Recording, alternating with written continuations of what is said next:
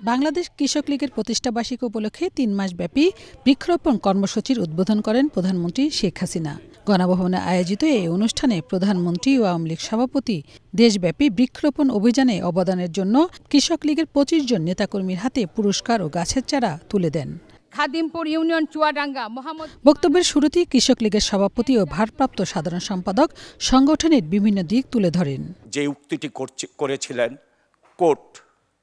এ সময় প্রধানমন্ত্রী শেখ হাসিনা জলবায়ু পরিবর্তনের বিরূপ প্রভাব ঠেকাতে গাছ লাগানোর কোনো বিকল্প নেই উল্লেখ করে বলেন, সবাইকে বেশি করে গাছ লাগাতে হবে। বাংলাদেশ কখনো জলবায়ুতে কোনো রকম ক্ষতি করে না, কিন্তু আমরা এর দ্বারা ক্ষতিগ্রস্ত হতে যাচ্ছি। সেই দিকে লক্ষ্য রেখেই আমাদের যে উন্নয়নের কর্মসূচিগুলো আপনারা লক্ষ্য করবেন, এবার দক্ষিণ অঞ্চলে সবথেকে বেশি উন্নয়নের কর্মসূচি নিয়ে ওই অঞ্চলের মানুষকে সুরক্ষিত করেছি এবং এটা আরও সুন্দরভাবে আমাদের করতে হবে।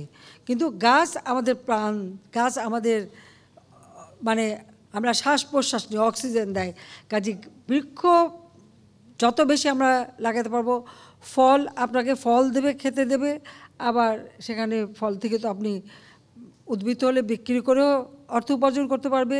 একটি বনজ গাছ সেটা যদি বড় হয় সেটা কাঠের জন্য বিক্রি করলে পরে অনেক টাকা পাওয়া যাবে। ভেষজ গাছ সেখানে ঔষধি নানা ধরনের আয়ুর্বেদিক ঔষধ বা অন্যান্য ঔষধের কাজেও লাগে। তো এইভাবে আমরা যদি আমাদের দেশটাকে সবসময় একটা সবুজ করে রাখতে পারি, তাহলে বাংলাদেশ আর পিছিয়ে থাকবে না। তিনি বলেন, আওয়ামী লীগ সরকারের আমলে সারা দেশে ব্যাপক উন্নয়ন ও নগরায়ন হচ্ছে। অন্যদিকে বিএনপি জ্বালাও পোড়াও সহ সারা দেশে গাছ কেটে ধ্বংস করেছে। 1996 সালের 15 ফেব্রুয়ারি একটা প্রহসনমূলক নির্বাচন হয়। খালেদা জিয়া সেই নির্বাচনে ভোট চুরি করে ক্ষমতায় থাকার চেষ্টা করে। মাত্র 22% ভোট পড়েছিল সেখানে। অধিকাংশই সরাসরি নির্বাচিত কোনো প্রতিপক্ষ ছিল না। কিন্তু জনগণের ভোট চুরি করলে কেউ কিন্তু ক্ষমতায় থাকতে পারে না। এটা কিন্তু বাংলাদেশের জনগণ এই ব্যাপারে খুব সচেতন। 15 ফেব্রুয়ারি নির্বাচন হয়, খালেদা জিয়া দ্বিতীয়বার ক্ষমতা এসেছে বলে খুব একটা বিরাট গর্ব।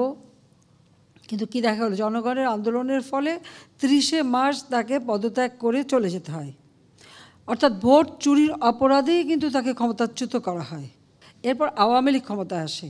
আমরা যে ঢাকা শহরের চিত্রটা দেখি, ছোটোবেলা দেখেছি, সেই এয়ারপোর্ট থেকে একবারে বাংলা একাডেমি হয়ে ইউনিভার্সিটি পর্যন্ত আইল্যান্ডের মধ্যে সেই কৃষ্ণচূড়া গাছ যখন ফুটতো, অপরূপ রূপে আমাদের এই শহরটা জেগে উঠত।